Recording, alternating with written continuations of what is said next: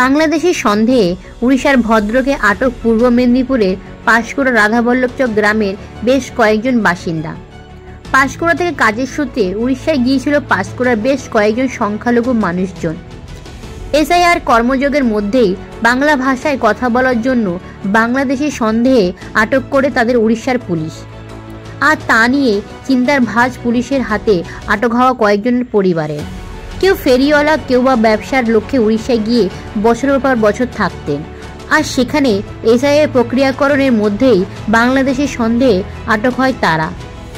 যদি এ বিষয়ে পূর্ব মেদিনীপুর জেলাশাসক বলেন, আমরা খোঁজ নিয়ে দেখছি, সত্যিই যদি ওরা তাই বাসিন্দা হন তবে আমরা সহযোগিতার চেষ্টা করব। আটকে থাকা শ্রমিকরা ভিডিও বার্তায় পশ্চিমবঙ্গের মুখ্যমন্ত্রীকে কাতার আর্জি জানিয়েছে যাতে তাদের থানা থেকে উদ্ধার করে নিরাপদে বাড়ি ফিরিয়ে দিতে পারে। ব্যবসায়ী গিয়েছিলাম, সন্ধ্যেবেলা এসেছি, আমাদেরকে 2 ভ্যান গাড়ি নিয়ে দিয়ে আমাদেরকে রাত্রিবেলা বলে চলুন আপনাদের ভেরিফিকেশন আছে। এর আগে কিন্তু আমাদেরকে ধরে রেখেছিল, তো 3 দিন রেখেছিল, ভেরিফিকেশন করে ফেরে ছেড়ে দিয়েছিল। পুনরায় 3 মাস পরে এসেছি আমরা এখানে ব্যবসা বাণিজ্য পেটের জন্য। আমরা উড়িষ্যায় এসেছি ব্যবসার জন্য। তো বেডশিট, চেয়ার ফেয়ার আমরা এইসব ব্যবসা করি, তো তার জন্য আমাদেরকে বলছে তোমরা ভেরিফিকেশন করবে, তোমরা চলো থানায়। আমাদেরকে কাল মানে দুদিন আগে রাত্রিবেলা, মানে পরশু দিন রাত্রে আমাদেরকে নিয়ে আসার পরে বলে তোমাদের ভেরিফিকেশন করে তোমাদেরকে ছেড়ে দেবো বলে আমাদেরকে ঠিক আছে আমরা নিয়ে এসছে যখন থানায়। তারপরে আমাদেরকে আধার কার্ড মাঙ্গলো, আমরা দিলাম Aadhaar card, voter card, ration card এবং সার্টিফিকেট, রেসিডেন্ট সার্টিফিকেট এবং মানে পেন কার্ড এবং ভিডিও সার্টিফিকেট সব আমাদের ডকুমেন্টস আমরা দিয়েছি।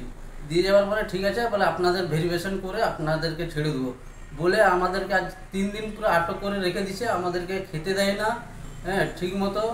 তো আমরা বহুত অসুবিধায় আছি। বিনীত অনুরোধ আমাদের মমতা মুখ্যমন্ত্রী, তিনি আমাদেরকে ছাড়ার এখান দিয়ে ব্যবস্থা করার কোনো উপায় বের করে দিন। আর উড়িষ্যার রাজ্যের আমরা যেথায় পাড়া গ্রামগঞ্জে আমরা যাচ্ছি আমাদেরকে হেনস্থার সম্মুখীন হতে হচ্ছে।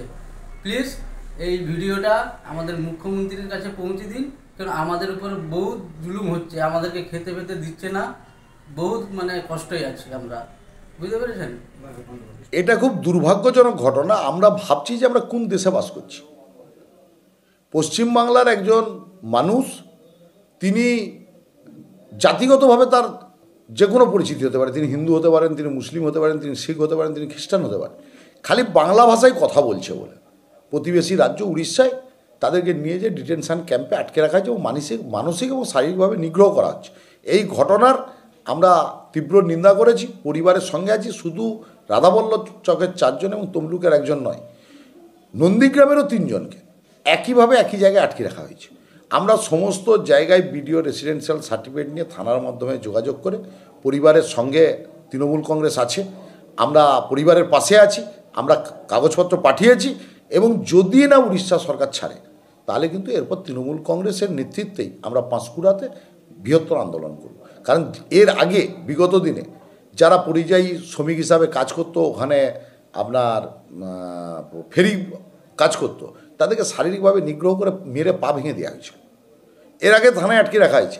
এবং এটা ডবল ইঞ্জিনের সরকার যেখানে চলছে, বিজেপি শাসিত রাজ্য, বাংলাকে যেমন কেন্দ্রের টাকা দিচ্ছে না, বঞ্চনা করছে, খালি বাংলা ভাষায় কথা বলার জন্য বাংলাদেশি হিসাবে গ্রেপ্তার করছে।